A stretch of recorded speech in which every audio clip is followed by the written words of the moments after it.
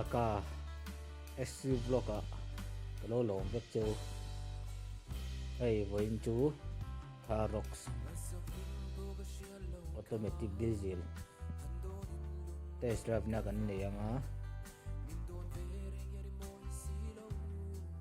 chuta chuan ka ngai dan ka honest review on pek cho ka tumani ei tuna dutlang chwa ka tan chho me ka a motor hi chu chang ka nga chung po chuan a motor po chaka a comfort thua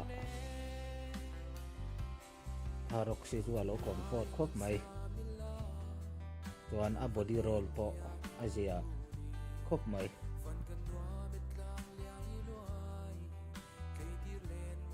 ringai din a body roll azia katia chuan a comfort thua po asit a thut po ro hadam khop mai ei tuna eitan kan thleng te to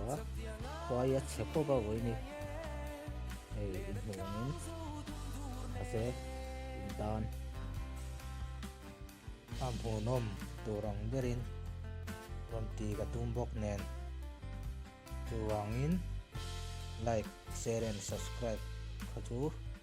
loti sak sam turin rom ngen di chewon ye ei niting khan kong tha kong mama motor kan khal chin to hei tuna yan kong khwar kong chiang chia kan khal chinanga ase hei kong chia pon se a body roll asia khopa motor khalan wa ma long rana ko Arox si chu keng du po nei la sum na tur en ma on karing lo ani ke ma chuan a honest review alo share ve chu ani chu en poni se voina tan kan du tok sianga ale peka video thar nen tan abonom turang berin ton chok chwa ka tum le anga lo dam se lula video danga kan himule don ania kalo